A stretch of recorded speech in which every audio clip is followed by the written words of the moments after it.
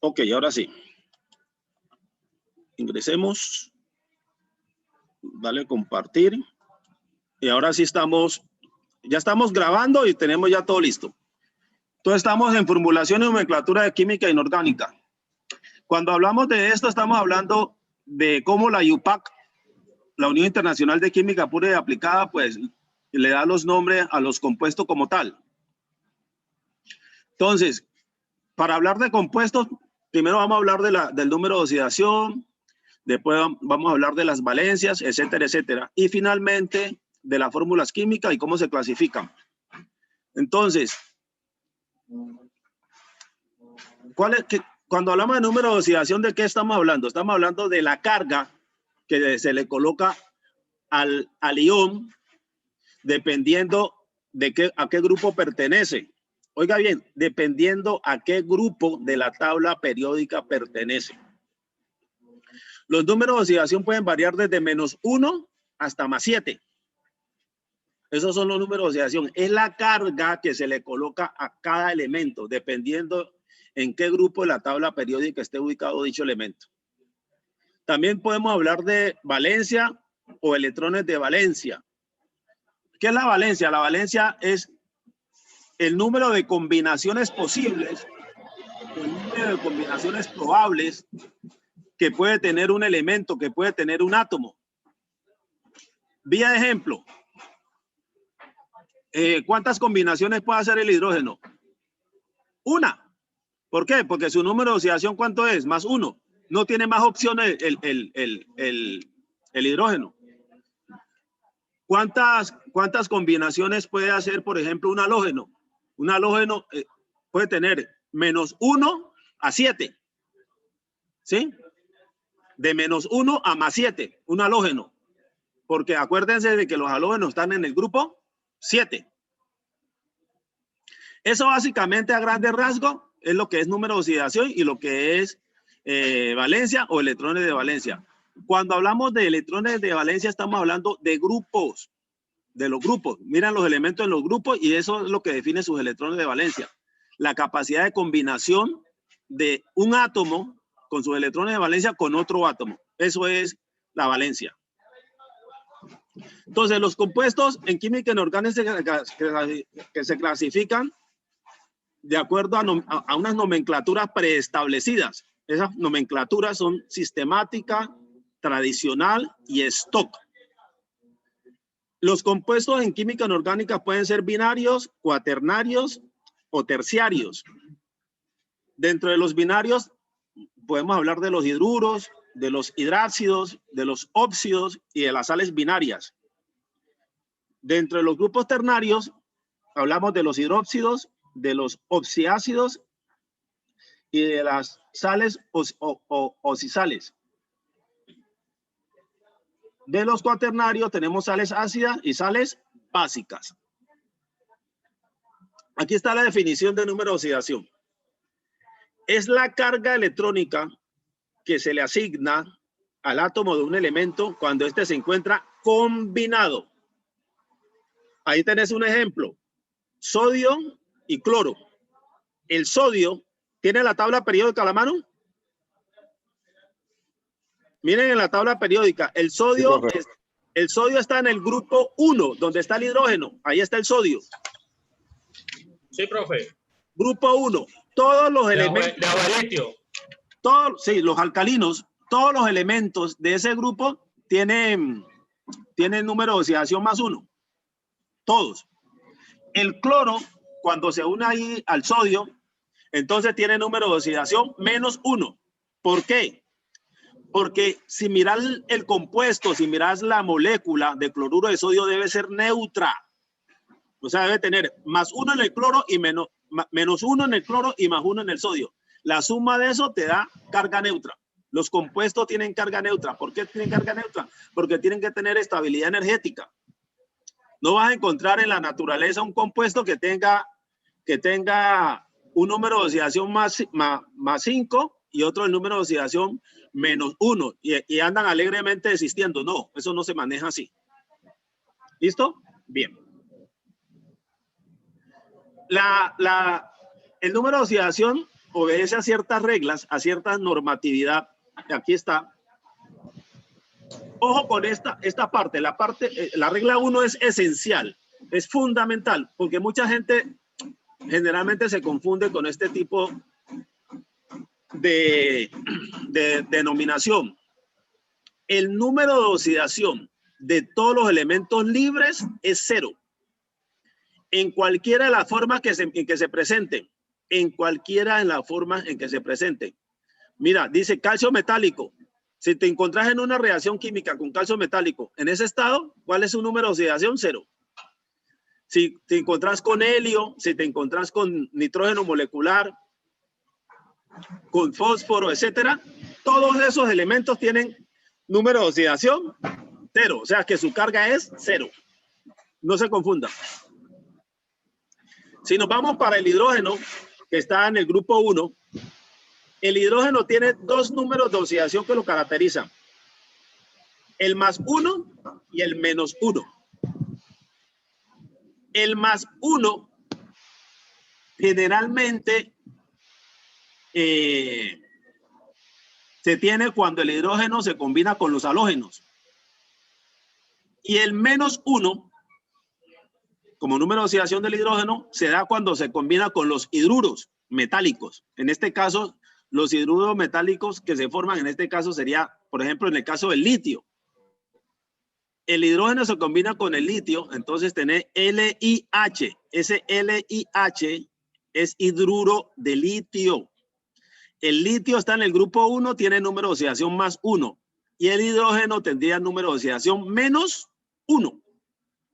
En los únicos compuestos en donde el hidrógeno tiene carga o número de oxidación -1, eso se denominan hidruros. Grábense eso.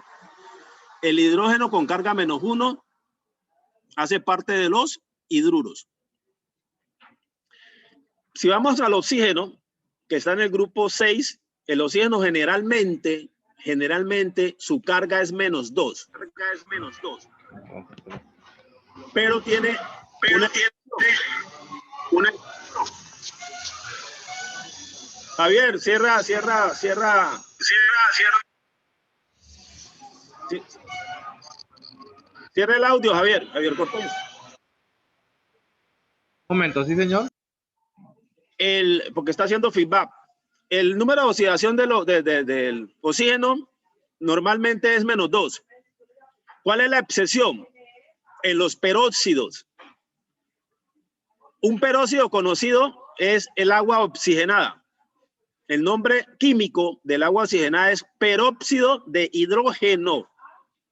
H2O2. H2O2. Ese H2, el hidrógeno tendría +1 y en ese O2 el oxígeno tendría -1. Entonces, ahí hay una excepción. En los peróxidos, el oxígeno trabaja con -1.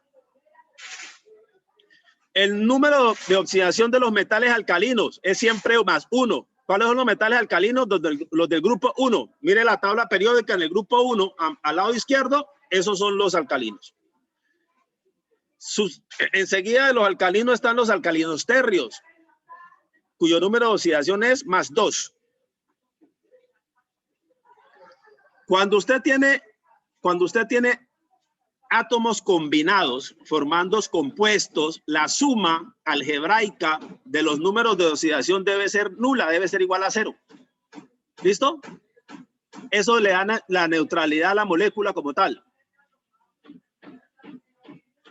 Aquí vienen unas reglas de los números de oxidación. No vamos a entrar en detalle de eso porque pues eso ya está hablando de la generalidad de los elementos de la tabla periódica y un poco extenso. Eso lo leen ustedes en su momento de reposo.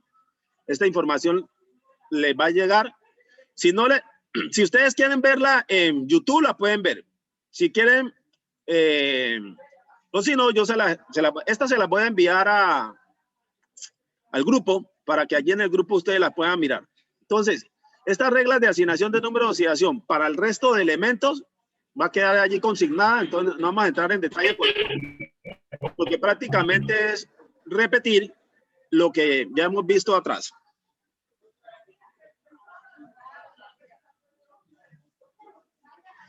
Allá estábamos hablando de número de oxidación. Aquí vamos a hablar de las valencias. Miren lo que dice acá.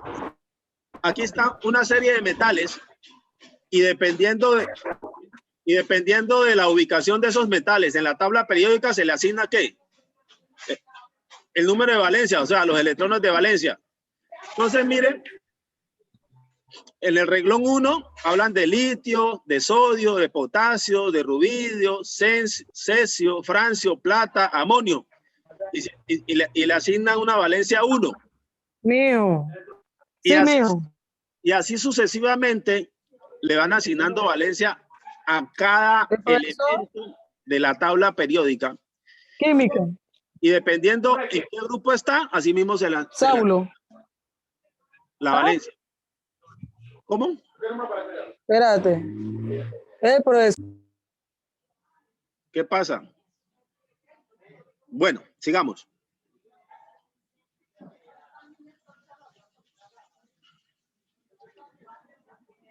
Aquí tenemos diferentes también elementos con sus números de valencia. Entonces miren que en la parte inicial hablan de metales y en la parte siguiente hablan de no metales. Entonces, tanto metales como no metales pues tienen números de valencia, obviamente. Ahí están reflejadas, ahí están escritas claramente.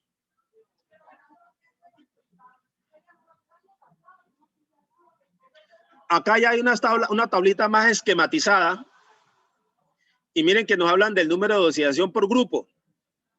Nos hablan del grupo A, del grupo 1A, del grupo 2B, como están en la tabla periódica. ¿Sí ven? Como están en la tabla periódica. Observen, este último grupo, ¿a qué pertenece? Este grupo 8A. ¿Qué elementos son estos? ¿Quién me dice qué elemento corresponde eso de acuerdo a la tabla periódica? Grupo 8A. Miren la tabla periódica. ¿Qué elementos son ahí? ¿Qué elementos hay ahí? Hierro. No, señor. Grupo 8A. No, pues está el helio, El neón, 18, argón, pues. Grupo 18 o grupo 8A. ¿Cuál es? Helio, xenón, rodón y ganeosón. No. Ahí está el helio, el neón, el el argón. argón, el Gases nobles. el xenón, brandón. Sí, señor. Estamos hablando de gases nobles, correcto. Estamos hablando de gases nobles. La tabla periódica no hay necesidad de aprendérsela de memoria. Simplemente uno, divisando estos grupitos, ya con eso tiene. ¿Sí? Ahí está el número de oxidación por grupo. Sigamos. ¿Cómo calcular el número de oxidación? Esto es muy sencillo. Para uno calcular el número de oxidación, normalmente toma como referencia los elementos conocidos. O sea, el manganeso es complicado asignarle el número de oxidación de una manera directa, porque no lo vas a ubicar fácilmente en el grupo de la tabla periódica. Pero el potasio sí. ¿Dónde ubico yo el potasio? En el grupo 1. ¿Dónde ubico yo el oxígeno? En el grupo 6. ¿Con qué número de oxidación me trabaja el potasio? Con +1. ¿Con qué número de oxidación decíamos que trabaja el oxígeno? Con -2. ¿Listo? Entonces, vamos a hacer el cálculo para el permanganato de potasio. Entonces, miren, a este potasio le coloco +1. A este manganeso lo designo como una X, 1 más X. Y a este oxígeno le pongo -2, entonces me daría -8. 1 más X menos 8 me debe dar igual a 0. Entonces, como tengo una incógnita que es manganeso, que es X, entonces X es igual a 8 menos 1, porque el -1 pasa hacia el lado derecho con signo positivo. Perdón, el -8 pasa hacia el lado derecho con signo positivo y el +1 pasa al lado derecho con signo negativo. 8 menos 1 me da 7. Entonces, de una vez saco el número de oxidación del manganeso. ¿Cuánto me daría el número de oxidación del manganeso? 7. Listo, sencillo, fácil. Es una suma y nada más. ¿Listo? Pero tengo que saber los números de oxidación del permanganato y del oxígeno. Una vez advertido esos dos, puedo calcular la incógnita que es manganeso. Y así se hace para todos los demás compuestos. Por ejemplo, aquí está. Ácido sulfúrico. Decíamos que el hidrógeno trabaja ¿con cuánto? Con +1. Decíamos que el oxígeno trabaja ¿con cuánto? Con -2. La incógnita, ¿quién es? Azufre, X. Entonces tenés +2 más X menos 8 igual a 0. Al despejar X, encuentra que X sería igual a 8 menos 2. La respuesta es igual a +6. El número de oxidación del oxígeno sería +6. Del azufre, en ese compuesto sería +6. Mírenlo, aquí está. ¿Listo? Toda la suma algebraica de los números de oxidación siempre te debe dar igual a 0. ¿Por qué? Porque la molécula tiene que ser neutra en términos de carga. ¿Listo? ¿Alguna pregunta? ¿Alguna pregunta, jóvenes? Pero yo solamente quiero aprender a leer la tabla periódica. La tabla entender bien la clase. La tabla periódica no hay necesidad de aprendérsela de memoria. Cuando No, usted si no sabe los pasos, pues. Usted lo que tiene que es aprenderse la tabla periódica es, por ejemplo, en el primer grupo, ¿quiénes son? Identificar esos compuestos. ¿Cómo se llaman esos compuestos del grupo 1? Alcalinos. Del grupo 2, alcalinos térreos. Se le escucha. Del grupo 7, halógenos. Del grupo 8, gases nobles. Del grupo 3 al grupo 6, entonces lo encabeza cada elemento. El grupo del escandio, que el grupo del titanio, que el grupo del boro, que el grupo del carbono, que el grupo del nitrógeno, que el grupo del oxígeno. ¿Listo? Usted no tiene por qué aprenderse de memoria nada. Usted toma su tabla periódica y hace la interpretación y pare de contar. Así de simple. Eso de memoria es bastante complicado. No, yo sí quisiera saber cómo sumar y hacer todas esas cositas. Lo que pasa es que eso se da con el tiempo, en la medida que uno va trajinando con esto, uno se va dando cuenta cómo manejar toda esta historia, ¿no?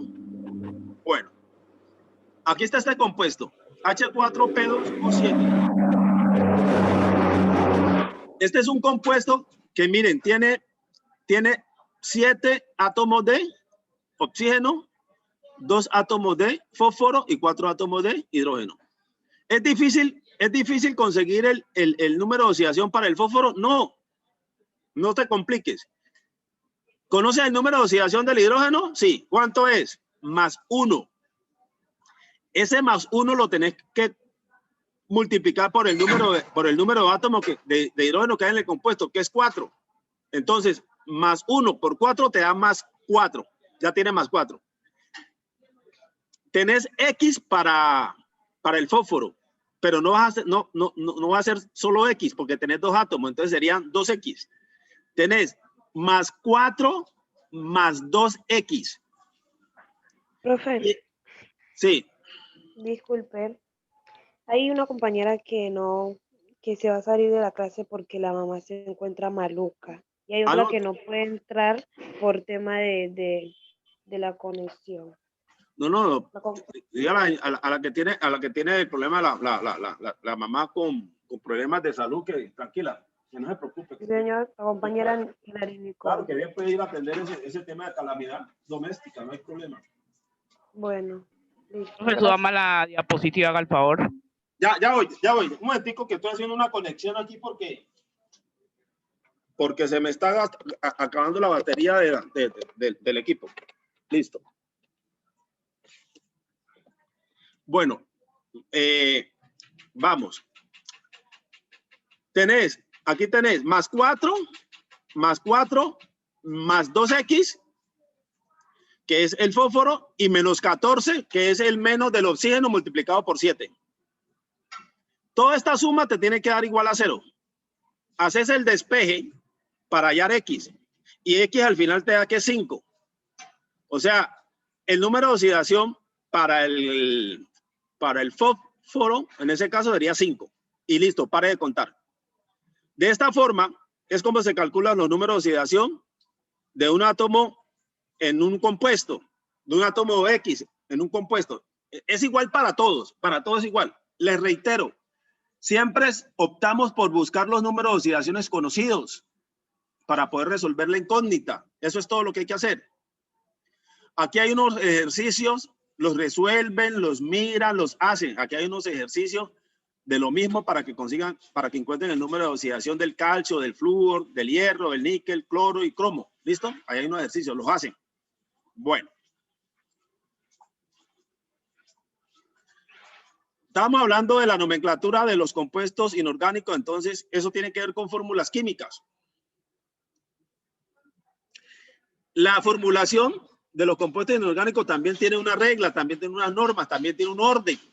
Entonces, ¿cómo los nombramos? Los nombramos de izquierda a derecha. Cuando hablamos de izquierda a derecha, ¿qué significa eso? Tabla periódica. O sea, los compuestos que están a la izquierda de la tabla periódica se colocan primero y los que están a la derecha se colocan posteriormente. Vía ejemplo, si vas a formar un compuesto con sodio y cloro, primero colocas el sodio. ¿Por qué? Porque es el que está en el grupo 1 de la tabla periódica al lado izquierdo. Es el menos electronegativo o el más electropositivo, pues. Y posteriormente colocas el cloro, que es el más electronegativo. Miren lo que dice aquí el ejemplo. NaCl y no ClNa. Primero se nombran los de la izquierda de la tabla periódica y posteriormente los de la derecha de la tabla periódica.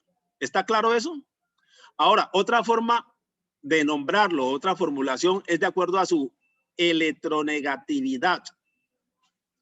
¿Cuál es el elemento más electronegativo de la tabla periódica? El flúor. Entonces, miren, esta tablita que está allí nos dice que el flúor es primero. Mírenlo, aquí está. Y en ese orden siguen el resto. Oxígeno, cloro, hasta llegar a los metales. ¿Listo? ¿Estamos de acuerdo en eso? Perfecto. Bueno. ¿Cómo se clasifican los compuestos en química orgánica? Los compuestos en química inorgánica, perdón. Los compuestos en química inorgánica se clasifican en binarios, terciarios y cuaternarios. Binarios. ¿Qué son los binarios? Están formados por 2 elementos. Los terciarios están formados por 3 elementos. Los cuaternarios están formados por 4 elementos. Ustedes dirán, bueno, pero aquí está claro. Hierro y azufre, sí, pero acá hay hierro, azufre y oxígeno. Pero hay 2 hidrógenos, 4 oxígenos. ¿Y por qué me hablan de 3 elementos? Claro, porque es que aquí hay 3 elementos. Aquí no hay, a pesar de que hay 2 átomos de hidrógeno, es el mismo elemento. Se toma como uno. Acá, a pesar que hay 4 átomos de oxígeno, se toma como uno. Entonces aquí tenéis un elemento de hidrógeno, un elemento de oxígeno y un elemento de flúor. Entonces este es ternario porque hay 3 elementos. Lo mismo ocurre acá. Hay 4 elementos. No importa que el átomo de oxígeno se repita. ¿Sí? Eso les debe quedar claro. No se van a confundir. Porque alguien me podría decir aquí que aquí hay 1, 2, 3 y 3, 6. No, aquí hay 4 nomás. ¿Vale? Es porque se toma no por átomo, sino por elemento. Por elemento, correcto. Sí, señor, por elemento. Esa es la precisión, esa es la precisión. Bueno, para nombrar los compuestos hay unas normas, hay unas reglas, hay unas nomenclaturas sistemática, tradicional y de stock. Entonces, la sistemática, ¿qué nos dice? Que al compuesto se le debe colocar un prefijo. Y ese prefijo está emparentado con el número de oxidación. Por ejemplo, aquí nos dice, los prefijos que se utilizan son mono, di, tri, tetra, penta, hexa, hecta. El prefijo mono puede omitirse porque el mono significa uno. Del di al hecta es que cambia. ¿Listo? Bueno, aquí hay un ejemplo de la nomenclatura sistemática. ¿Cuántos átomos de oxígeno hay aquí? 5. ¿Cuántos átomos de cloro hay aquí? 2. Entonces, como le vamos a colocar un prefijo, este se llama penta, que significa 5, y como es oxígeno, es óxido, y como tiene 2 cloro, dicloro, pentaóxido de dicloro. En algunos libros ustedes pueden encontrar esto también como pentóxido de dicloro, es la misma historia, pentaóxido de dicloro. Empezamos a nombrar desde atrás. ¿Cómo? O sea, empezamos a nombrar del que tenga mayor número. Ah, sí, el nombre aquí te lo delimita el oxígeno. El oxígeno. Primero se nombra el oxígeno, sí, señor.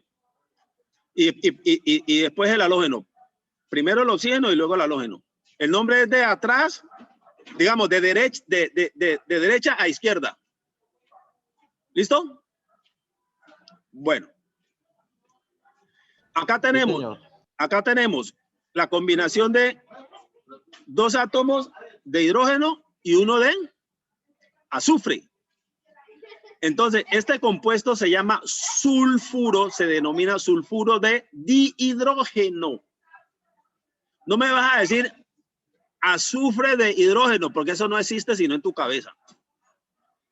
Esto se llama sulfuro de dihidrógeno. Ese es el nombre químico. Vamos al siguiente. ¿Cuántos átomos de hidrógeno hay aquí? 4. Y este se llama silicio, pero este compuesto tiene un nombre específico, se denomina hidruro. Y como son 4, entonces se coloca el prefijo tetra, tetrahidruro de silicio. Todos estos compuestos. No se pone nada. Todos estos compuestos donde combinas hidrógeno con metales se llaman hidruros. Y tenés que considerar aquí el número de átomos del hidrógeno. ¿Listo? ¿Estamos? Esta es la nomenclatura sistemática, la tradicional. En la nomenclatura tradicional le agregas un sufijo al nombre del elemento. Le agregas un sufijo que puede ser ico, que puede ser oso. Por ejemplo, esta es la unión de sodio con cloro. La unión de sodio con cloro. Primero nombramos el de la derecha. ¿Qué sería? Una sal. La sal termina en uro, cloruro de sodio o cloruro sódico. Este ico tiene que ver con la nomenclatura tradicional, ¿sí? Entonces, como aquí el número de oxidación es 1, entonces la terminación es ico. ¿Listo? No hay tutía. Vamos acá. Acá tenemos dos tipos de compuestos que están formados por los mismos átomos, pero cada átomo de hierro tiene un número de oxidación distinto. El cloro tiene el mismo número de oxidación, pero el hierro tiene un número de oxidación distinto. En este de aquí tiene número de oxidación más 2 y en este de acá tiene un número de oxidación más 3. Entonces, cuando el número de oxidación de este tipo de compuesto es más 2 y más 3, nos vamos aquí. En el más 2, ¿qué terminación tiene? Oso. En el más 2, ¿qué terminación tiene? Oso. Entonces sería cloruro, porque es una sal, ferroso. Y el que tiene número de oxidación 3 termina en ico, sería cloruro férrico. Entonces, miren que es distinto, porque el de mayor número de oxidación termina en ico y el de menor número de oxidación termina en oso. Eso hay que tenerlo muy claro, ¿sí? Para no irnos a confundir.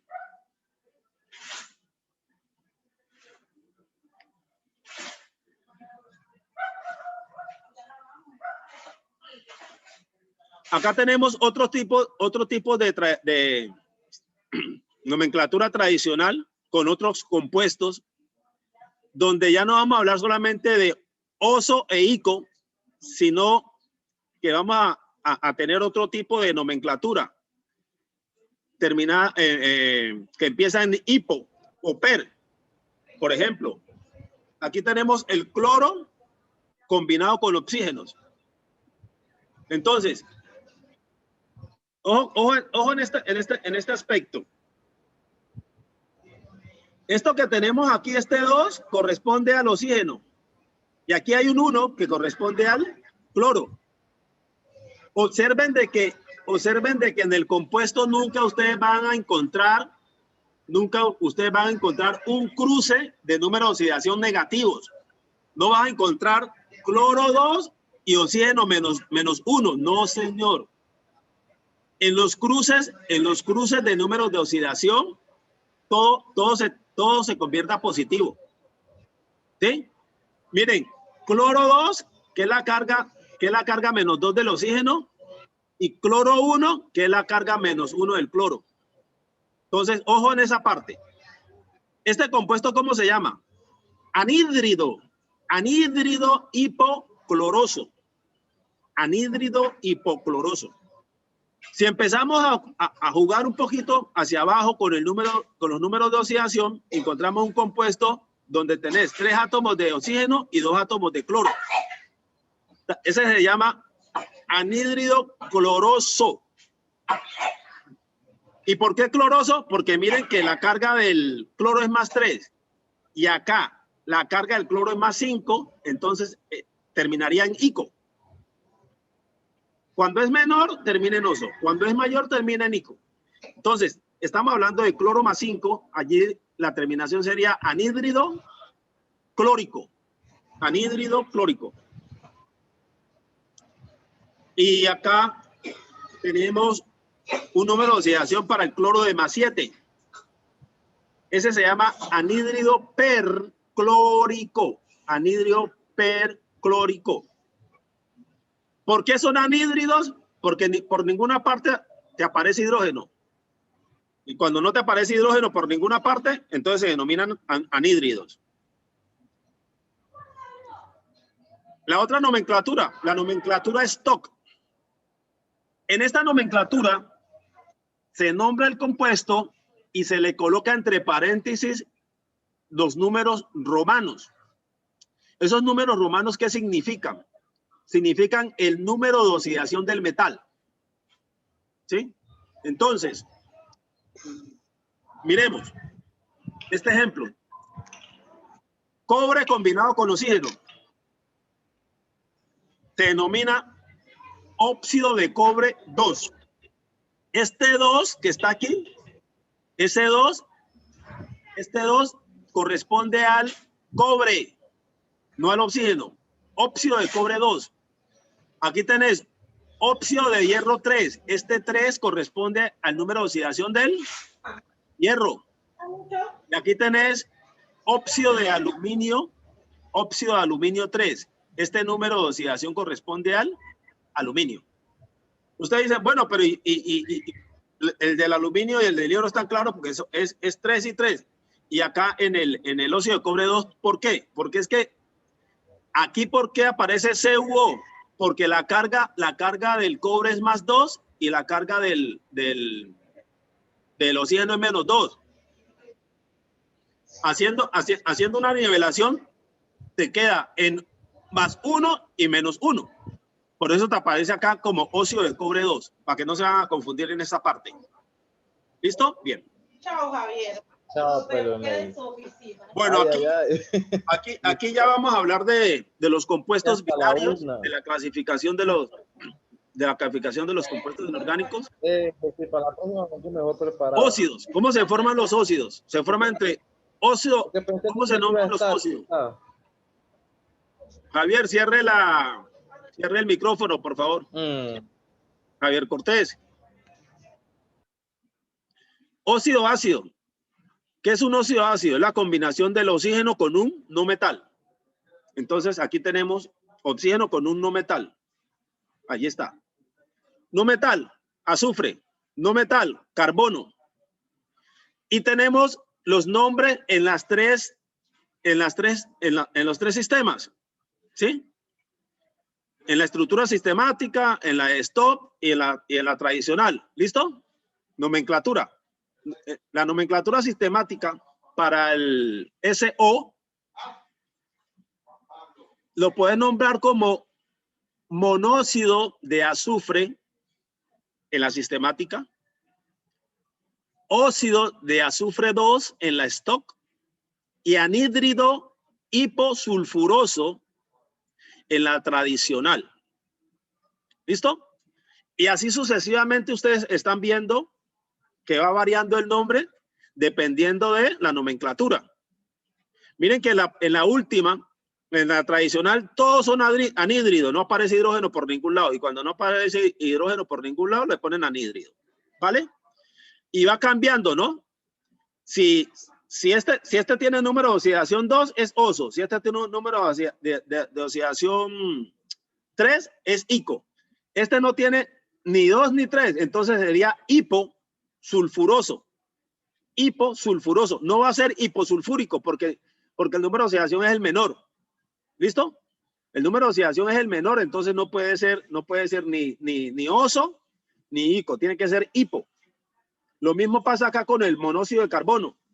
El monóxido de carbono también varía el número de oxidación entre CO y CO2. ¿Sí? Los nombres son distintos, los nombres varían. Miren que este de abajo, el CO2, en la tradicional termina en ico y el CO en la tradicional termina en oso. Son muy distintos, son compuestos muy diferentes. Bien. Aquí viene, en este cuadro, viene el resumen de las diferentes combinaciones, de diferentes formas de interaccionar entre metales, no metales, con hidrógeno, con oxígeno y con agua. Entonces, metales y no metales, al unirse con hidrógeno, te forman hidruro. Al unirse con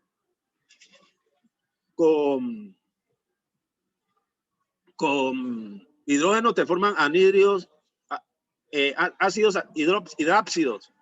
Al unirse acá con oxígeno, te forman óxidos básicos o óxidos ácidos. Al unirse con agua, te forman los óxidos básicos. Al unirse con agua, te forman hidróxidos. Y acá, los óxidos ácidos, al unirse con agua, te forman ozoácidos y así sucesivamente. Este entramado de combinaciones que se arman allí nos llevan a definir con claridad los compuestos inorgánicos, cómo se forman y cuáles son las uniones que se realizan. Nosotros estábamos hablando hace rato de la unión de hidrógenos con metales. Entonces hablábamos también de los hidruros. ¿Recuerdan? ¿Qué son los hidruros? Son combinaciones del hidrógeno con cualquier elemento químico, hidruro metálico. Es la combinación del hidrógeno cuando trabaja con un número de oxidación de -1 con un metal. ¿Listo? Así como vimos anteriormente que había una nomenclatura para un determinado elemento en las tres nomenclaturas, aquí también sucede lo mismo para los hidruros. Tenés este hidruro y este hidruro los vamos a nombrar en las tres nomenclaturas, en la sistemática, en la stock y en la tradicional. Entonces, este se llama dihidruro de calcio. Dihidruro de calcio en la sistemática. En la stock sería hidruro de calcio y en la tradicional, hidruro cálcico. ¿Sí ven que los tres nombres son distintos? Porque cada una de ellas o cada nombre corresponde a una nomenclatura. Y así sucesivamente vamos nombrando para cada compuesto que se vaya formando. Ojo, en cada uno de estos hidruros, el hidrógeno trabaja con un número de oxidación de menos 1, de menos 1. ¿Listo? Esto en cuanto a los compuestos binarios tipo hidruros. Compuestos binarios también hidruros, pero aquí ya no vamos a hablar solamente de cuando se combinan hidrógenos con calcio, litio, hierro y estroncio. No, acá vamos a hablar con otro tipo de elementos. Miren que va variando el nombre de cada compuesto dependiendo de la nomenclatura. ¿Sí? Tenés hidruro de sodio, hidruro de potasio, dihidruro de berilio, dihidruro de magnesio, etcétera, etcétera. En la medida que va aumentando el número de átomos de hidrógeno, así, en el lado izquierdo vas a encontrar que es di, tri, tetra, etcétera, etcétera. ¿Listo? Va aumentando, a medida que va aumentando el número de hidrógeno, entonces vamos aumentando el sufijo. Listo. Acá hay más ejemplos de hidruros. Acá presentan una tablita de hidruros volátiles, o sea, hidruros no metálicos. ¿Sí? Entonces, por ejemplo, este compuesto, si lo vemos nosotros aquí, nosotros no lo vamos a llamar como lo tiene la sistemática ni como la tiene el STOP. Nosotros nos metemos en la tradicional y simplemente decimos que amoníaco. Pero miren que en la sistemática dice trihidruro de nitrógeno, ¿vale? Y en la STOP dice hidruro de nitrógeno 3, vale también. Cualquiera de estos nombres es válido para el amoníaco y cualquiera de estos nombres es válido para cada uno de los compuestos que están aquí haciendo fila después del amoníaco. ¿Listo? Pero normalmente nosotros trabajamos con el nombre tradicional. Usted no va a ir a un depósito donde vendan amoníaco y le dice al señor, vea, véndame 2 litros de hidruro de nitrógeno, porque él no te va a entender. Pero si le dice, véndame 2 litros de amoníaco, 3 litros de amoníaco, inmediatamente te entiende y te lo despacha. ¿Sí? Bueno. Otro tipo de compuestos binarios son los hidráxidos. ¿Qué son los hidráxidos? Cuando el hidrógeno se combina con un no metal. ¿De qué grupos? De los grupos 16 y 17. Tablita periódica. Grupo 16. Carbono, azufre, selenio, telurio, polonio. Grupo 17. Halógenos. Listo. Busquemos. Aquí está. Miren lo que. Flúor, cloro, azufre y selenio. Ahí están los nombres en las 3 nomenclaturas sin ningún problema. ¿Vale? Miren que el ácido fluorídrico, el ácido fluorhídrico en la sistemática se denomina fluoruro de hidrógeno y en la STOP fluoruro de hidrógeno. No cambia, es igual. Pero en la tradicional cambia. Y es más conocido como ácido fluorhídrico comercialmente. Siguiendo con los binarios y siguiendo con los hidráxidos, también se combinan acá con los halógenos, yodo, bromo, telurio. Entonces, miren que va cambiando el nombre a medida que vamos cambiando de elemento. Yoduro de hidrógeno y ácido yodhídrico. ¿Listo? Bien. Los compuestos binarios también pueden formar óxidos. ¿Qué es un óxido? Es cuando el oxígeno se combina ¿con qué? Con cualquier compuesto metálico.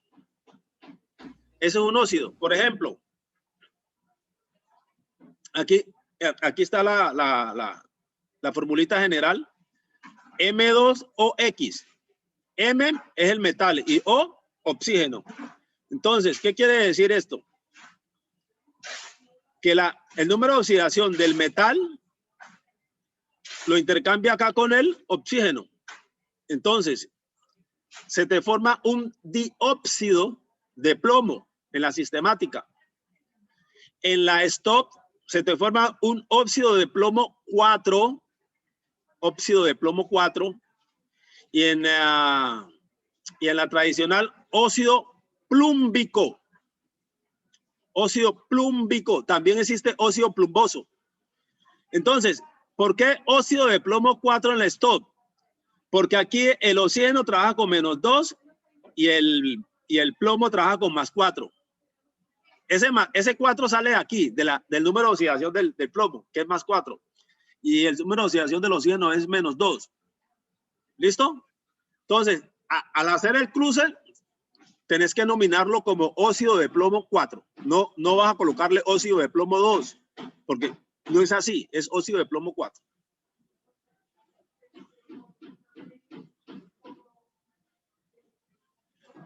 Acá estamos hablando de la combinación de óxido con un metal, óxido básico con un metal, y acá vamos a hablar de óxido básico con un metal, nuevamente. Pero acá ya la unión no va a ser con los elementos que vimos arriba, sino que van a ser otros tipos de elementos. Y la nomenclatura es la misma, el nombre se hace igual, simplemente se cambia de elementos y se tienen compuestos distintos. Y pare de contar, eso es todo.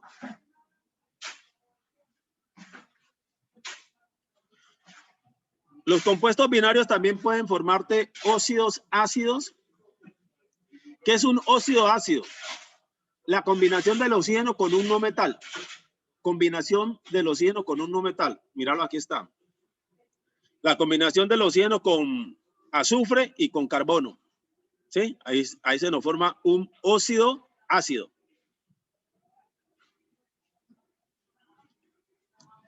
Aquí nos hablan de unos ejercicios. Yo diría más bien unos ejemplos aquí de los nombres de los compuestos que están al lado izquierdo. Ahí están los nombres para que ustedes se familiaricen con ellos. Pero no quiere decir que le van a cambiar esto. Es un ejercicio que está ahí montado para que ustedes vean cómo se nombran los compuestos. Acá estamos hablando ya de los compuestos terciarios. Los compuestos terciarios, estamos hablando de los hidróxidos. ¿Cómo se forma un hidróxido? Un metal y el grupo hidroxilo. Un metal y el grupo hidroxilo te forma el compuesto ternario hidróxido. Aquí tenemos un ejemplo. Hidróxido de magnesio. Hidróxido de magnesio. Este 2 que aparece aquí en el hidroxilo es el número de oxidación del magnesio. Observen que para el hierro hay dos tipos. En la unión de hierro con el hidroxilo hay dos tipos de compuestos. Uno con carga +2 y otro con carga +3. El que tiene carga +2 para el hierro termina en oso. Y el que tiene carga +3 para el hierro termina en ico. Entonces se diría hidróxido ferroso, hidróxido férrico. ¿Sí? Si lo tomas en la nomenclatura stop, entonces este sería hidróxido de hierro 2 y este sería hidróxido de hierro 3, en el caso de la nomenclatura stop. Y así sucesivamente para diferentes combinaciones que tenga un metal con hidróxido. Acá hay otros ejemplos, pero la nomenclatura en sí es la misma. Compuestos ternarios, oxiácidos. Los oxiácidos se forman añadiendo agua al anhídrido correspondiente. Este es el anhídrido. ¿Sí? Anhídrido, este es el anhídrido y más agua y te forma el oxiácido. ¿Sí? Entonces, ejemplos. Compuestos ternarios, oxiácidos. Ejemplos. Esto, H2SO4. Miren el nombre, un nombre bien complicado. Dice tetraoxo sulfato 4 de hidrógeno. Tetraoxo, oxo quiere decir oxígeno allí. Sulfato 6 de hidrógeno. Este que está de último aquí lo conocemos como ácido fosfórico. Pero miren el nombre que tiene acá, de acuerdo a la nomenclatura STOP. Tetraoxofosfato 5 de hidrógeno. Usted va a una tienda de productos químicos donde vendan ácido fosfórico y si usted brinda este nombre, no lo entiende nadie. Pero si usted dice ácido fosfórico, o sea, nombre tradicional, inmediatamente se lo vende. Listo. Acá hay otro tipo de compuestos, terciarios, oxiácidos, que es la combinación entre hidrógeno, cloro y oxígeno. Y obviamente en cada nomenclatura se le da su respectivo nombre.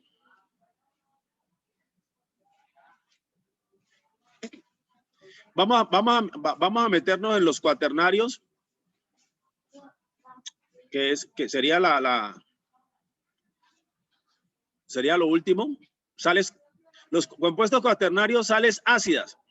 Jorge Miguel, escribí. Las sales ácidas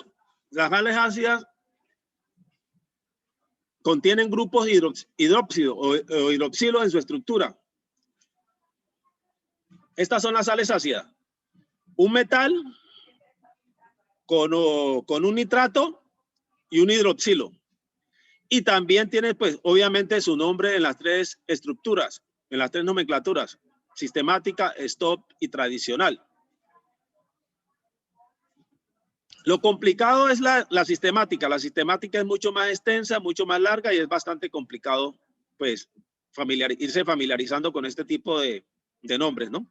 Pero normalmente uno trabaja con la tradicional. O sea, si usted va a alguna parte a buscar un producto de esto, usted da el nombre de la tradicional y con eso lo atiende. También tenemos sales ácidas como compuestos cuaternarios. Aquí tenemos el sodio unido al hidrógeno, unido al fósforo, unido al oxígeno. Y lo mismo, la nomenclatura sistemática y la tradicional. Pasa lo mismo que con los anteriores, donde usted se mete a la sistemática o a la STOP y va a tener un grado de dificultad en aprenderse esta cantidad de nombres y familiarizarse con ellos. Pero lo más fácil es acogerse a la estructura, a la nomenclatura tradicional. Bueno, aquí en esta parte tenemos el trióxido de azufre como ejemplo y una cantidad de compuestos donde ustedes buscan la formulita del compuesto y acá en esta columna vacía colocan el nombre tradicional. Fórmula y colocan acá el nombre tradicional para que se familiaricen con eso. ¿Sí? Y aquí hay muchos ejemplos para que ustedes empiecen a trabajarlos y se van familiarizando con este tipo de nomenclaturas. Hay fórmula, aquí está la fórmula. Deben colocar el nombre sistemático y deben colocar la nomenclatura STOP. Nomenclatura sistemática y nomenclatura STOP. Y así sucesivamente con todos los ejemplos que tenemos allí. ¿Listo? Bueno, acá hay otros ejercicios al final para que ustedes también los resuelvan y se vayan familiarizando con este tipo de nomenclaturas. Listo. Hasta ahí nos trajo el río, hasta ahí llegamos. Esta es ya la parte final, puros ejercicios para que ustedes se familiaricen con todo este asunto de las nomenclaturas. Bueno, hasta ahí llegamos. Esta información la voy a grabar en YouTube, luego la bajo y se las envío a ustedes al grupo, al chat del grupo. ¿Listo? Bien. Aquí terminamos lo que es la nomenclatura de compuestos inorgánicos. Ya nos queda pendiente dentro de 8 días lo que les comentaba inicialmente, la evaluación virtual. Entonces, voy a dejar de compartir para que entremos en el terreno, pues, de las exposiciones de los grupos que le faltó el la exposición. Entonces, ¿ya están listos los grupos de la exposición? Me faltó el grupo 6 y el grupo 7.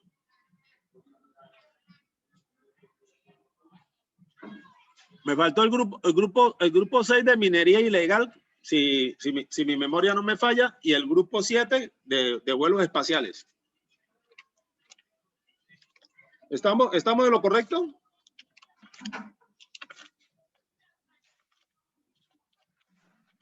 Profe, Sí, pues señor. que yo sepa, nosotros somos como el grupo 6 de la minería ilegal, porque hay dos grupos, ¿no? Sí, el Y grupo, pues no es que el grupo Primero sale el 5, grupo de nosotros y ahí el de usted. el grupo no, pero 5 ya nosotros expuso. pusimos. Sí, somos nosotros ya. Debes poner el grupo de minería ilegal, que es el grupo 6. Sí, ya comenzó a transmitir, a compartir pantalla. A ver, ¿le tengo que dar compartir pantalla o usted lo hace desde allá? ¿Cómo es la cosa? Profe, me tiene que dar usted. Bueno, espera un momentico entonces. Ya le envío el compartir. Un momentico. Un momentico. Deme un compás de espera. Ya está autorizado. Hágale pues.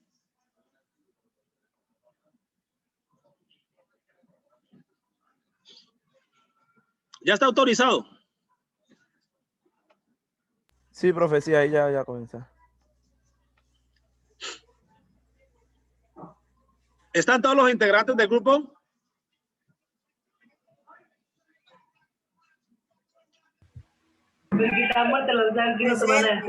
¿Cuántos hay del grupo? ¿Cuántos? 5, profe. Ok, listo pues. Hagámosle entonces, minería ilegal.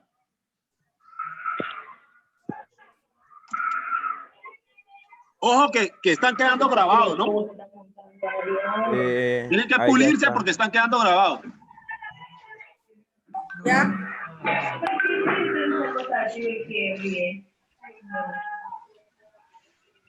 Pues sí, profe. Hágale. Minería ilegal es la práctica ilegal de la minería en un territorio. Otros típicamente tienen efectos nocivos para el medio ambiente y los ingresos que generan pueden terminar siendo destinados a financiar grupos armados ilegales. Los demás compañeros tienen que apagar el micrófono para poder escuchar a la compañera. Qué pena. Siga, Angie.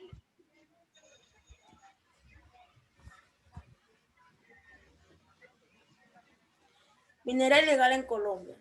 Esta actividad ejerce presión sobre la diversidad biológica y es una principal amenaza sobre los ecosistemas en el país. La minería ilegal es la actividad dedicada a extraer minerales sin poseer la autorización por parte de los entes del Estado colombiano y sujeto a acción de incautación de equipo o destrucción de maquinaria con la que se ejerce la actividad minera. La deforestación relacionada con la minería ilegal en Colombia entre 1990 y 2010 fue en promedio de 310.349 hectáreas al año. La minería ilegal en Colombia posee orígenes en la época de colonia, en la antigüedad Nueva Granada, cuando los primeros colones observaron cómo las tribus indígenas trabajaban diferentes minerías como el oro, esmeralda, cuarzo, entre otros. Desde el año 1500 los conquistadores empezaron un proceso determinado y descolonización de la población indígena. La reducción de la población aborigen originó la importancia de los estados de África como una nueva fuerza de trabajo para la minería. ¿Qué sigue? Un paréntesis, Angie. Cuando uno está haciendo una presentación, el expositor normalmente tiene que mostrarse. Acostúmbrense a eso. Es decir, ustedes a futuro van a ser unos profesionales y ustedes van a hacer exposiciones internacionales y a nivel nacional. Entonces, ustedes no pueden ser unos expositores o unos ponentes fantasma. Acostúmbrense a que el que tenga la voz tiene que mostrarse, ¿vale? Señor. Hágale, siga. Siga, Angie, siga. Compañero, profe, no sigo yo. Siga, Angie. Profe, no sigo yo. Bueno, el siguiente, el que tenga la vocería. Profe, me disculpe, ¿me puedo retirar un momentico que me están buscando allá afuera un momentico? ¿Qué te pasó, Ver? Me necesitan allá afuera una persona. Ah, no, tranquilo, mijo. Hágale, pues. Gracias, profe. Siga, Angie, su grupo, siga. Voy. La Armada Nacional en Colombia, el Cuerpo Técnico de Investigación, Fiscalía y la Corporación Autónoma Regional del Valle del Cauca, CVC, decomisaron 6 dragas y detuvieron a 6 personas que fueron encontradas realizando actividades de explotación ilegal. Oro en la cuenca del río Dagua en Buenaventura. Las actividades de minería ilegal se llevaban a cabo por colonos de región a través de una excavación de dragas, máquinas que pueden ser instaladas en cualquier tipo de embarcación o en tierra firme y son usadas para excavar bajo nivel del agua y sacar a la superficie materiales extraídos. El hallazgo se realizó en la altura del Consejo Comunitario. Varios daños ambientales.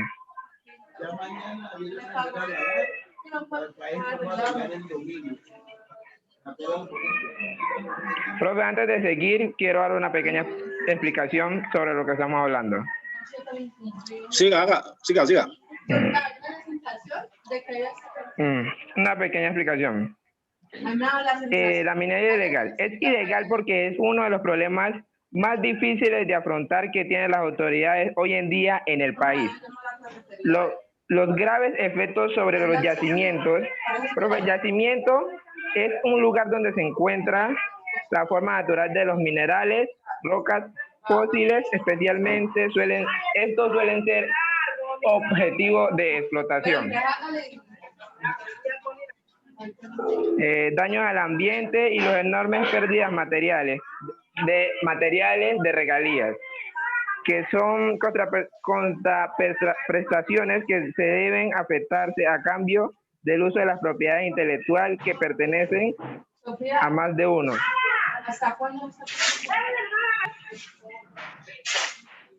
Un momento. Dios mío, hombre. Profe, que se paró acá y no se ve muy bien. Voy a salirme. Hágale, tranquilo, haga la corrección que tenga que hacer, no se preocupe. Sí, lo siento, es que se paró acá y no se ve muy bien, entonces voy a salir y me volví a ingresar. Mientras tanto, Sí, tranquilo. Hágale, tranquilo.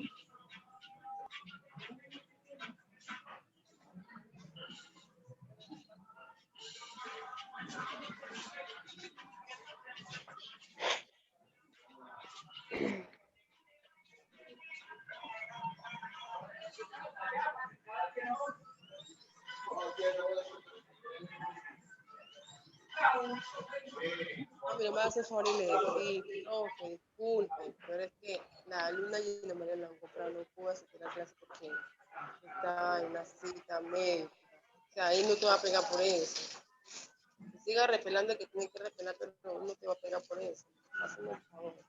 Me estaba pegando bembona. Yo tengo que hacer el uso que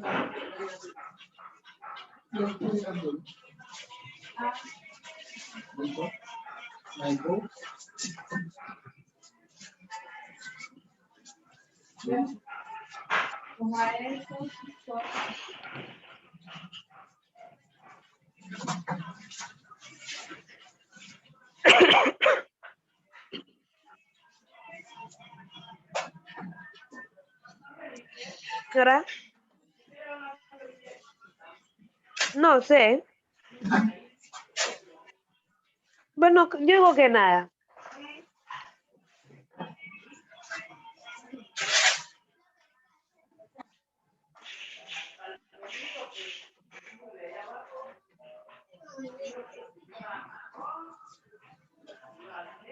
Sí.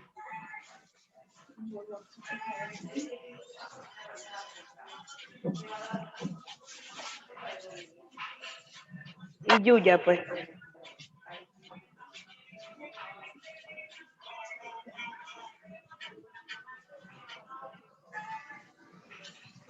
Mañana guardaré uno a uno los mejores recuerdos y de ti.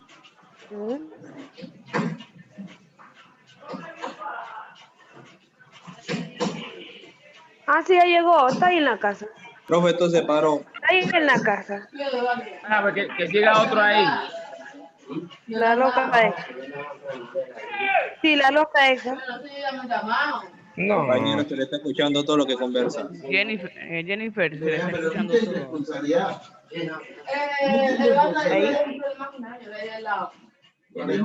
dijo que no me da. No me da.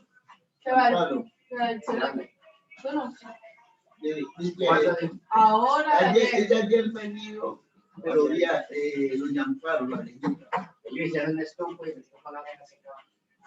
dígale, vaya porque ya conversó. Acabo de estar semana y nos dijo. Yo le pregunté, ya habló con él, que no.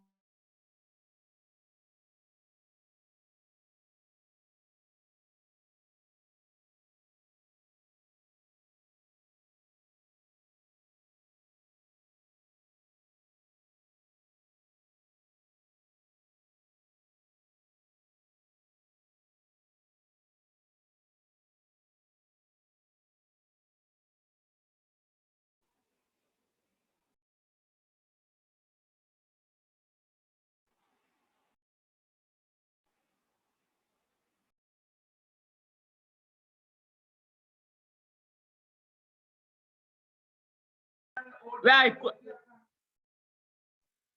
que ponga otro.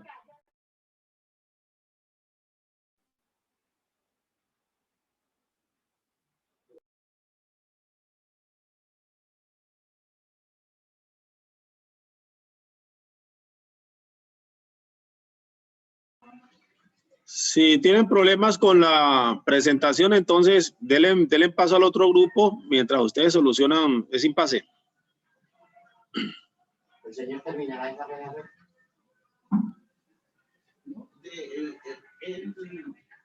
Hola, mami, soy Ana Milena de nuevo, qué pena.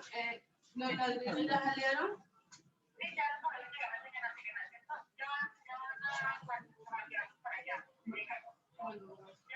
El otro grupo que se comunique.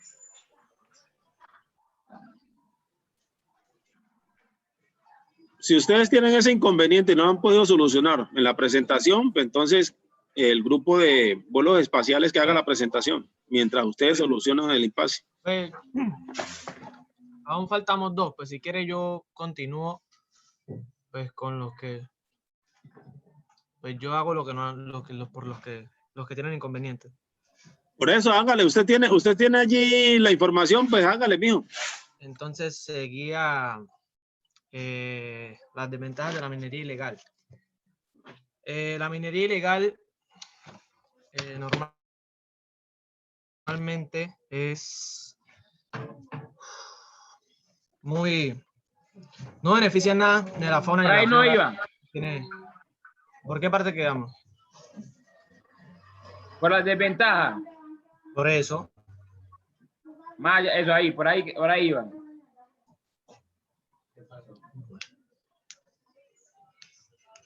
Entonces, destrucción de aguas superficiales y subterráneas. La minería ilegal destruye las aguas con mercurio. Más que todo al meter dragas. Aquí entra la destrucción de fauna y flora. Nosotros, Colombia, que es un país con una biodiversidad muy grande, siendo el segundo, Brasil viene siendo el primero, no nos conviene la minería ilegal, ya que poco a poco se va acabando la fauna y la flora y animales que normalmente tienen un hábitat, a muchos les toca emigrar y poco a poco se van extinguiendo.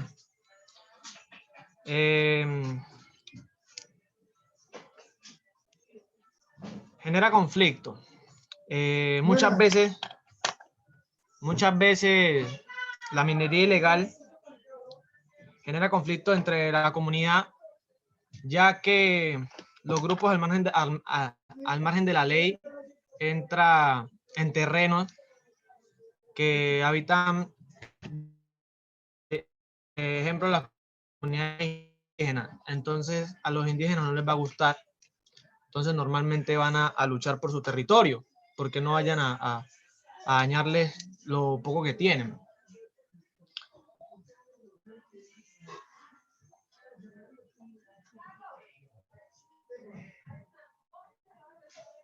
Genera la contaminación de ríos, lagos, generando la extinción de la ribereña. Como les decía,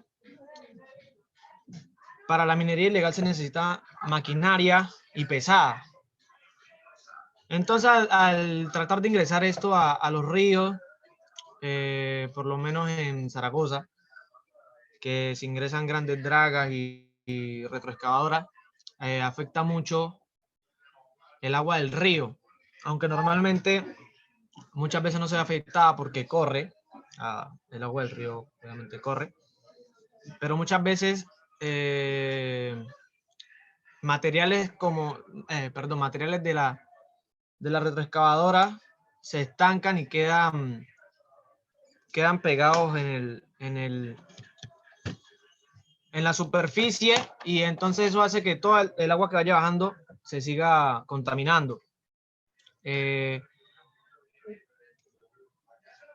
También muchas veces se necesitan talar árboles, entonces las aves que normalmente habitan ahí tienen que emigrar hacia otro ambiente que muchas veces normalmente no acostumbran. Entonces poco a poco los depredadores, o muchas veces hay gatos cazadores que empiezan a extinguir las aves. Pero pues normalmente a las empresas o a los grupos al margen de la ley, que son los que necesitan el oro, pues sus materiales, no les va a afectar esto. Creo que siguen las consecuencias después de todo esto. No, perdón, siguen las ventajas.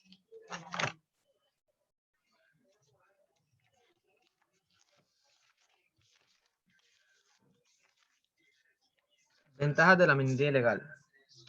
La minería ilegal, pues, crea puestos de trabajo para muchas personas que no lo tienen. Crea puestos de trabajo directa e indirectamente.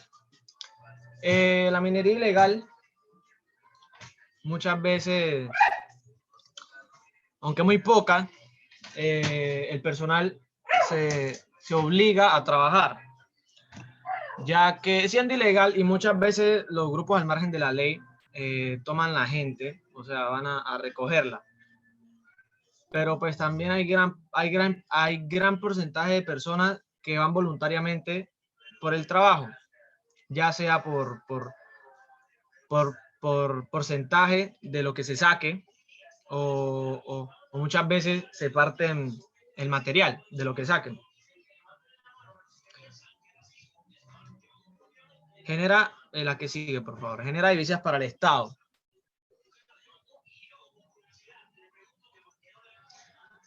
La minería ilegal, muchas veces los materiales, digamos el oro, pues muchas veces no se vende aquí. Hay tipos de oro que se requieren mucho para exportación. Como saben, la exportación no solo le genera ingresos a la persona que manda, sino que también al puerto. Entonces, de la plata del puerto, gran parte la coge el Estado. Entonces, y mandándola, o sea, exportando, se va en divisas de otros países. Digamos que se manda hacia Estados Unidos, se va en dólares, hacia Europa en euros, libras esterlinas y así. Hay desarrollo de infraestructura en los pueblos que se manifiesten. Genera con un minero y desarrolla las ciudades aledañas a la minería. Entonces, la minería ilegal muchas veces a las personas que se les evacúa de sus territorios, muchas veces el Estado les da casas para que sigan con su vivienda y se desarrolla la infraestructura en los pueblos. Asimismo, como les estoy diciendo, se generan, ¿cómo se llama eso? Por así decirlo, barrios donde se entregan casas, un conjunto de casas para las personas que hayan sufrido por la minería ilegal, que se ve afectada por esta.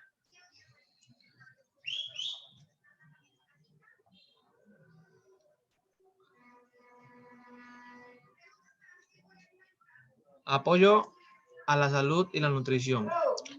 Profe, que realmente yo cuando vi estas dos, no le encontré realmente una explicación. O sea, haciendo la minería ilegal, no le encontré apoyo a la educación de los pueblos beneficiados por la minería. De pronto por la minería que realicen empresas, que tengan su margen legal, de pronto. Pero la minería ilegal normalmente no beneficia a las personas. O sea, solo se benefician pues los grupos al margen de la ley, que son los que la practican. Entonces, pues no sé. La verdad no le encuentro una forma de explicación siendo la minería ilegal. Y ya quedaban las consecuencias, creo. Ah, profe, pues me faltaron las consecuencias.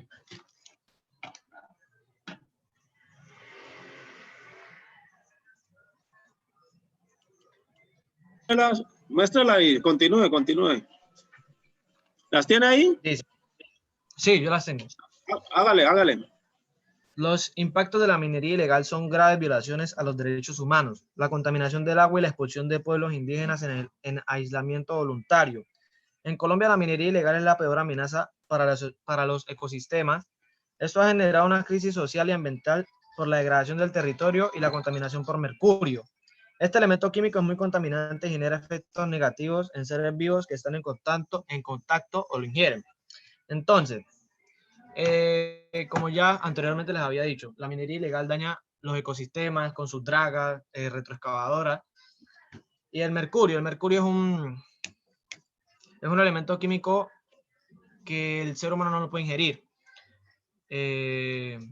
Casos se han visto de personas que el termómetro tiene mercurio. Se les daña mercurio o por X o Y motivo ingieren mercurio y la persona muere porque es muy nocivo para la salud. ¿Cómo se dice? O sea, afecta mucho la salud de las personas. Los ecosistemas, Zaragoza, que era un río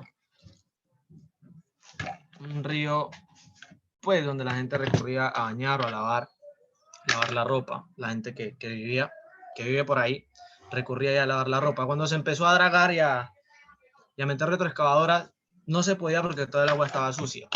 O sea, no había forma de poder lavar porque la ropa sucia quedaba igual o más sucia de todos los contaminantes que habían dejado de la minería. Entonces, en conclusión, yo no veo o sea, yo realmente no veo beneficiarios sobre la minería ilegal. O sea, normalmente afecta mucho a los países que la practican. Normalmente no se ve por el Estado. Eso es por los grupos al margen de la ley, que pues muchas veces el narcotráfico no les da tanto dinero, entonces la minería ilegal sí. Un elemento como el oro, un gramo valiendo normalmente 200.000 pesos, que saquen que 50, 60 gramos, hacen más plata que normalmente en un viaje, que muchas veces se les cae o muchas veces pues no satisfacen las necesidades de ellos. Entonces, las personas que ellos contratan no se ven afectados ante la judicialización, porque pues son personas contratadas. Entonces, el peso no recae en ellos directamente. O sea, al llegar la policía a descubrir ese centro de minería ilegal, a los trabajadores prácticamente no se les puede judicializar. Tiene que ser a los mismos dueños. Entonces, muy pocas veces se ve que cojan a los dueños pues ahí presentes. Muchas veces mandan siempre a los trabajadores que cumplan su trabajo y entreguen lo que tienen que entregar y ya. Siendo esto muy nocivo para los ecosistemas y para nosotros mismos que ocupamos los ríos. Y listo, pues muchas gracias. Gracias, muy buena presentación. Profe. Sí, porque ya me voy a ir. Tengo que dar el team.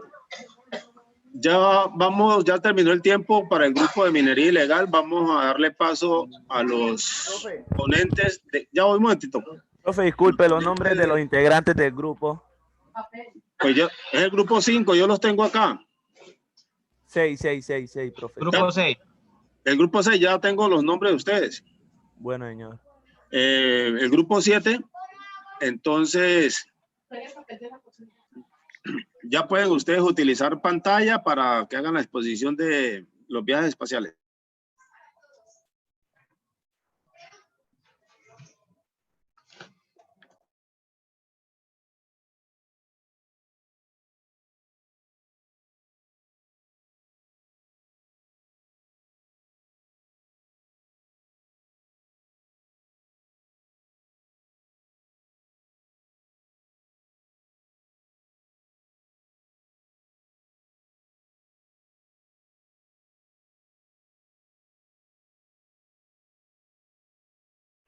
Muchachos, Cristian y Luis. Ahí se ve. Hola. Sí, compañero, se ve un transportador. Hola.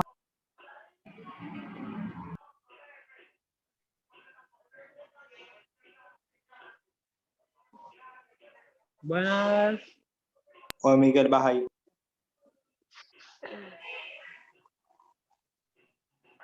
Sí, sí se ve el transbordador. Sí. Bueno, Jennifer, va a empezar ahí. Ay, verdad. Buenos días, profe y compañeros. Mi nombre es Jennifer Solís Zúñiga y nos tocó vuelos espaciales. Bueno, un vuelo espacial, en astronáutica, el término vuelo también se refiere a los viajes que realizan los vehículos espaciales fuera de la atmósfera terrestre. O sea, la tripulación de un vuelo espacial está constituida por el comandante de la nave, el piloto y los especialistas de la misión, aunque se le podrán añadir especialistas de carga útil, pero todos ellos tienen que ser astronautas.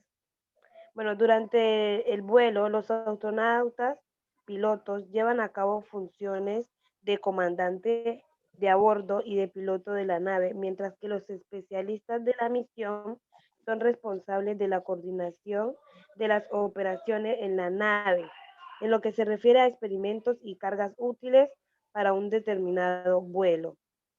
También nos hablan sobre la telepresencia, que viene siendo cuando el retardo temporal es lo suficientemente pequeño como para permitir el control de una nave espacial de forma cercana al tiempo real. también nos hablan sobre el tripulado.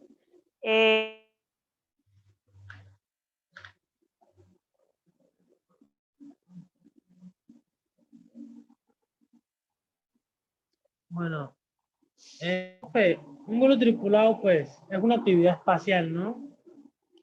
Una actividad espacial que necesita la presentación humana, de la presencia humana, perdón. En el espacio, esto incluye las ondas espaciales, los satélites y los robots, con sus misiones asociadas. El vuelo no tripulado puede ser dividido en dos categorías: naves espaciales robóticas y misiones espaciales robóticas. Las naves espaciales robóticas pues son objetos, ¿no, profe? Y las misiones pues son actividades.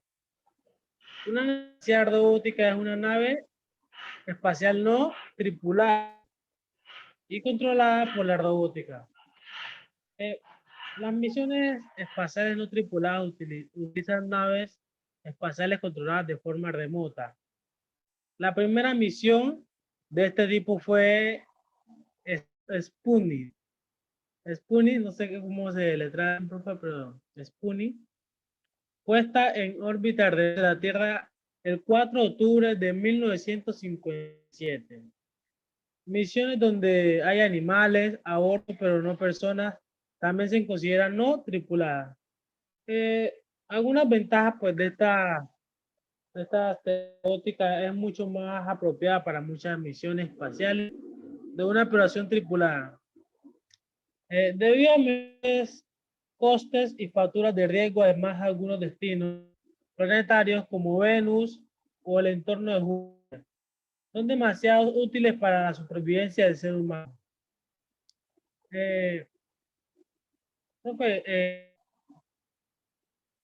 Con la tecnología actual, los planetas exteriores son Saturno, Urano y Neptuno. Están demasiado lejos para llegar allá, hasta ellos, con la tecnología de vuelo tripulado disponible actualmente.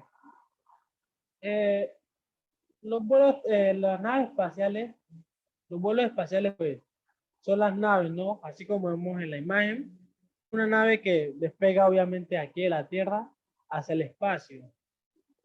Y pues yo, la verdad, lo que entiendo sobre ella es que ellas pues son controladas por los seres humanos, porque pues aquí en el mundo prácticamente todo es controlado por el ser humano.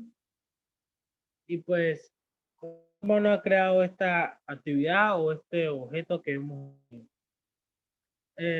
también permite exploraciones vulnerables a contaminación de microorganismos terrestres, ya que las naves pueden ser utilizadas. Los humanos, por parte, no pueden ser sometidos a ella. Un momentico.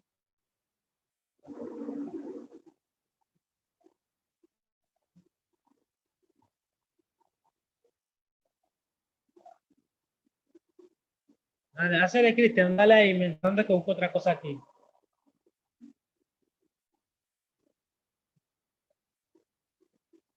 Cristian.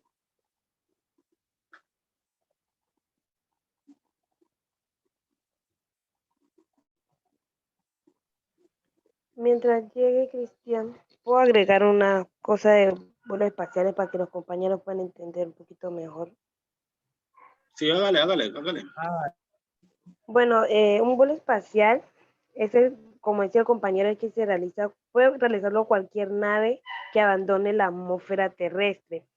A la hora de plantearse la posibilidad de viajar fuera de la atmósfera terrestre, tanto para orbitar alrededor de la Tierra o como para navegar en el cosmos, se debe tener presente la fuerza de la gravedad.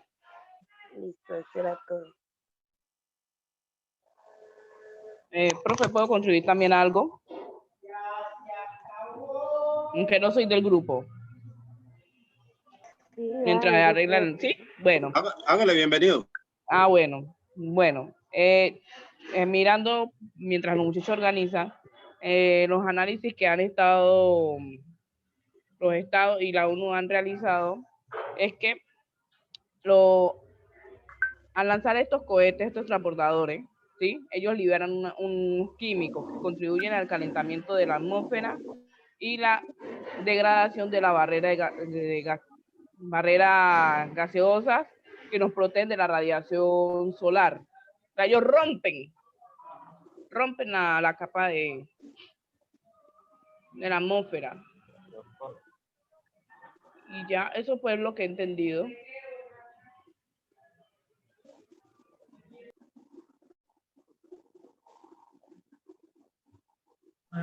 Profe, Me la parece muy bien una su aporte. última recomendación. La primera nave espacial automática para ser reutilizable fue la Buran, lanzada por la URSS el 15 de noviembre de 1988. Aunque solo realizó un vuelo, este avión espacial fue diseñado para albergar tripulación y era similar al transbordador. Ya, profe. ¿Y Cristian no está? No, yo no sé para dónde se fue. Ay, yo veo como que se desapareció. Debe estar escuchando. Bueno, también quiero agregar que un pedacito de lo que me tocaba era interplanetario. Interplanetario es un viaje entre planetas pertenecientes al mismo sistema planetario. En la práctica, el término se restringe al viaje entre planetas del sistema solar. Ya el tema de Cristian era como hablar sobre la órbita y la suborbital y entre otros, pero pues no está mi compañero. ¿Ustedes nos pueden hablar al grupo de los beneficios de esos vuelos espaciales? Señor. ¿Le pueden hablar al grupo Profe, ¿qué aquí dijo? sobre los beneficios de los vuelos espaciales? ¿Qué beneficios le han causado a la sociedad, a la humanidad, los vuelos espaciales?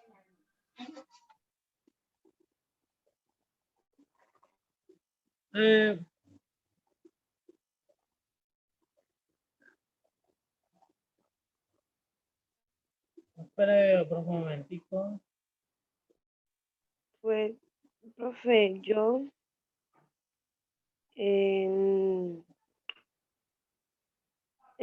¿cómo se dice? Lanzamiento de los satélites, compañera. Es eso, sobre la salida del impulso natural por ampliar nuestras fronteras físicas y de conocimiento. También dice que el avance del conocimiento, sí, no sé.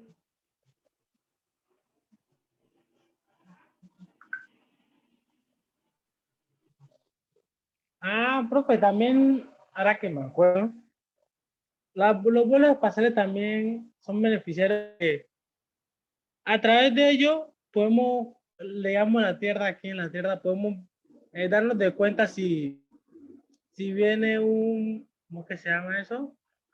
Se acercan movimientos de huracanes o podemos tener fotografía de la corteza terrestre también. Fotografías de la corteza terrestre, profe.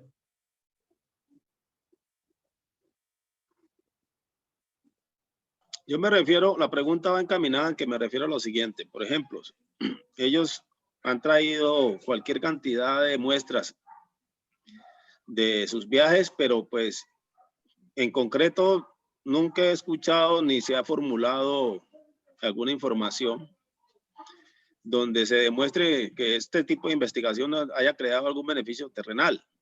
O sea, desde 1969, si no me equivoco de fecha, que fue el viaje donde Neil Armstrong pisó por primera vez la luna, a la fecha, pues yo no he visto en concreto un beneficio social o un beneficio a la humanidad de estos tipos de vuelos. A mí me parece que ahí hay una falla en el sentido de que eso es más una demostración de poder político que una demostración de buscar cómo mejorar la calidad de vida de la humanidad.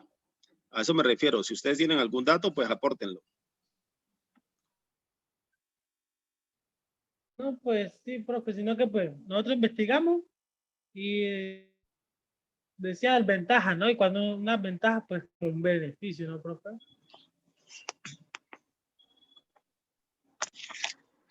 Por eso, si tiene ventajas ahí, enuméralas. ¿Qué ventajas tiene allí? La economía nomás. No, Político, la economía. pues fue la que encontramos fue la que le dije que podemos ver, darnos de cuenta si hay algún huracán que se acerca a la Tierra o algo por el estilo. Por ejemplo,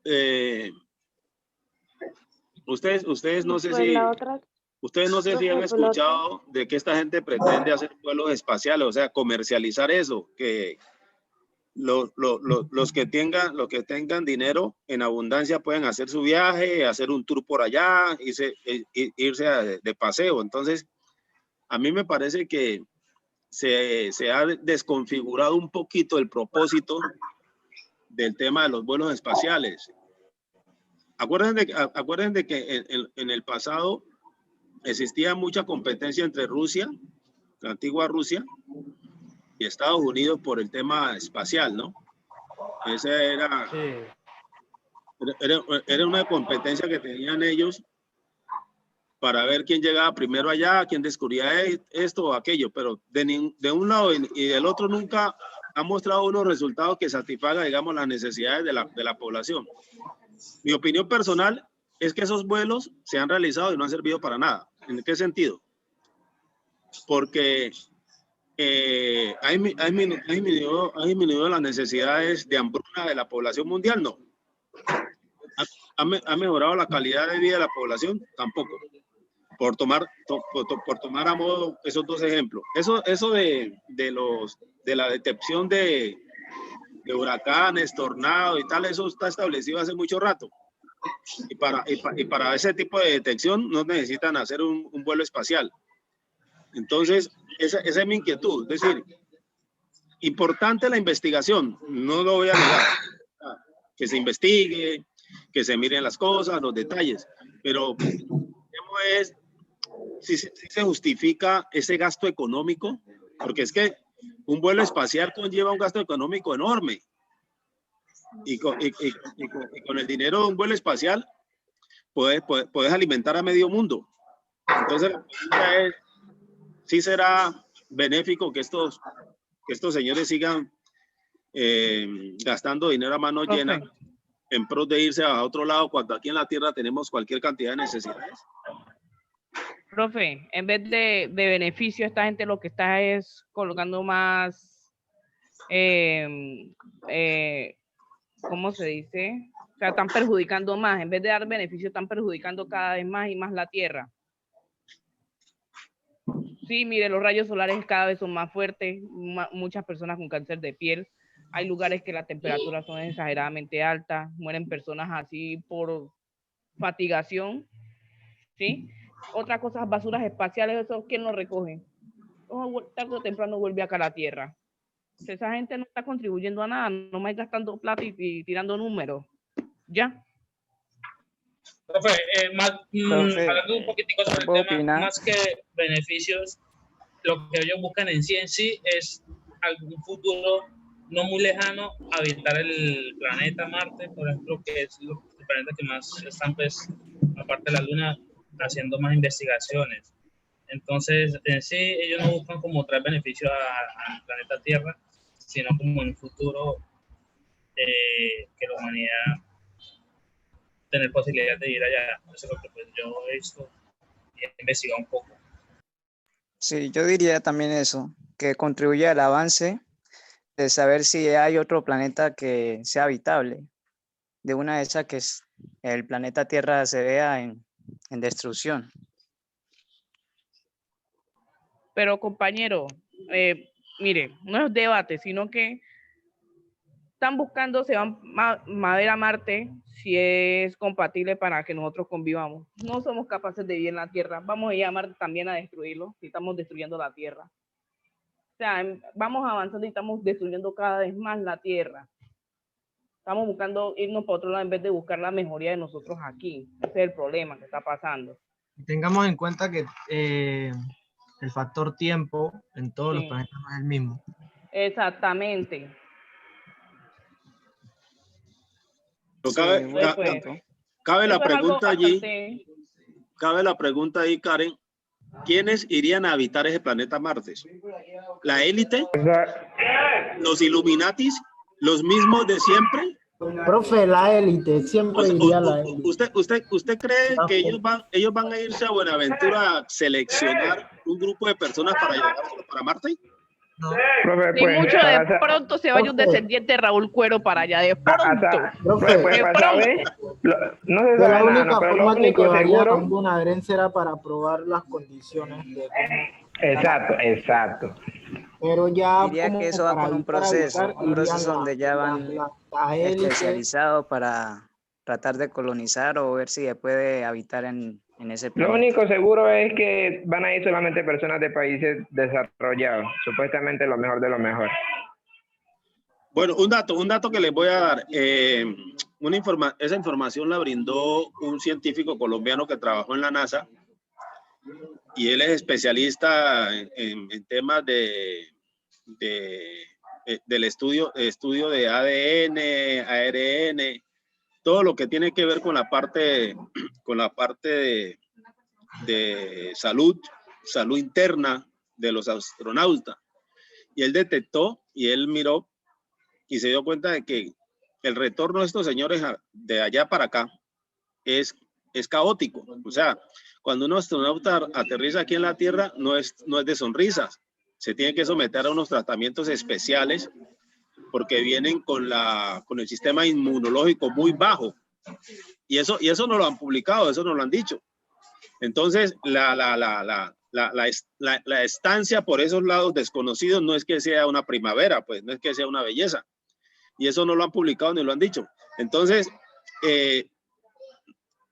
a mi parecer, a mi modo de ver, esos gastos económicos a mí me parecen muy grandes y la verdad es que no han demostrado a la fecha los beneficios que eso ha causado o vaya a causar.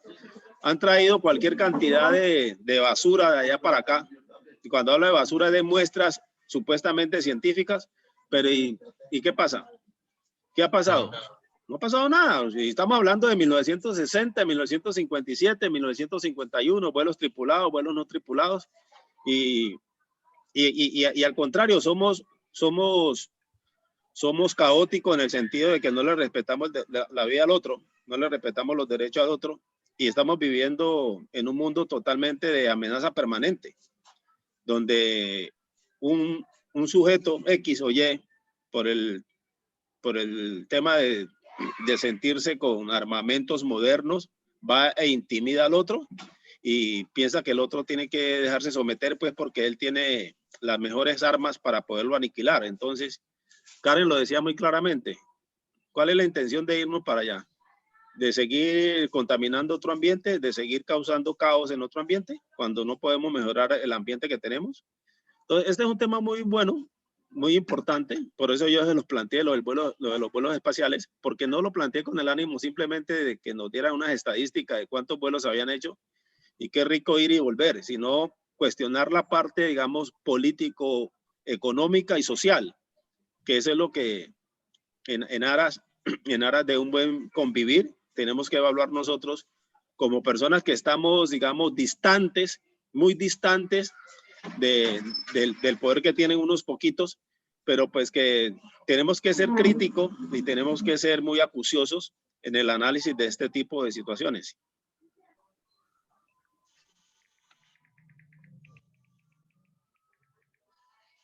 Profe, él tiene el micrófono cerrado, profe. Sí, dígame.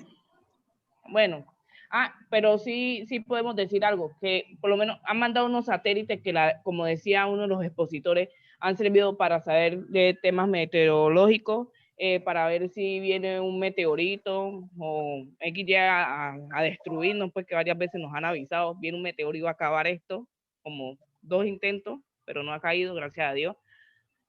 Pero en eso de pronto sí ha servido los satélites que han lanzado fuera del planeta, que están en el espacio.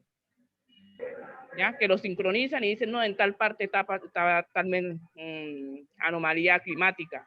Ahí de pronto sí, profe. En eso sí podemos decir que se han aportado en algo, en eso. Ya. Profe. Sí, siga.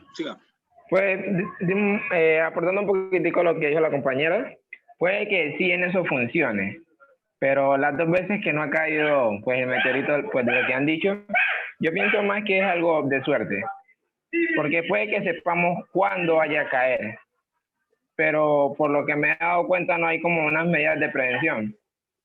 Puede que sepamos, pero no tenemos las medidas suficientes como para detenerlo, ¿no?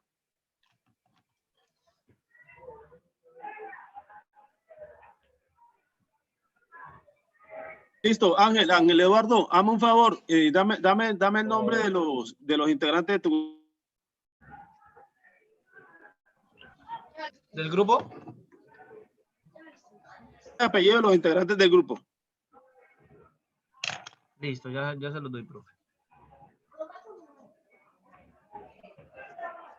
Lo mismo, Luis Carlos Valencia también me da el nombre de los integrantes del grupo.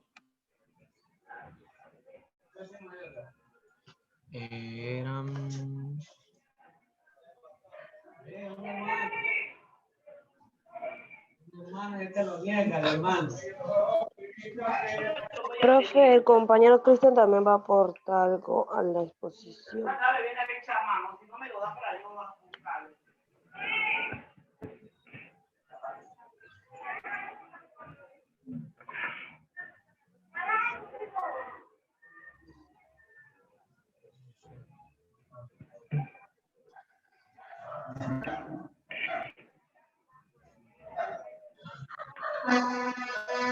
Y usted me entregó unas respuestas, ¿no? Me gustaría Luis Carlos Valencia, cuál de los 2 Solís talleres Jennifer, ¿quiénes más conforman el grupo 7? O el taller que llega hasta 10.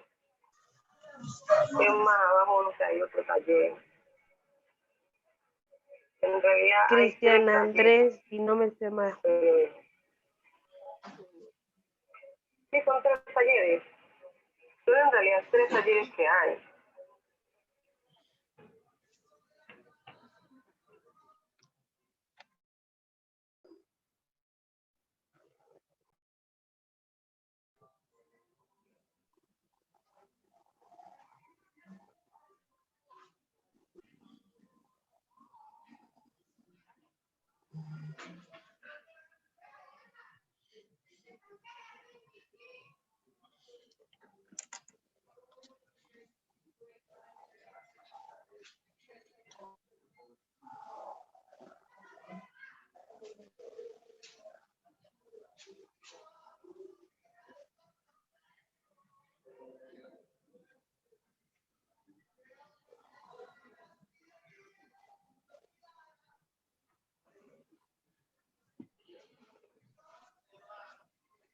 Cambiar.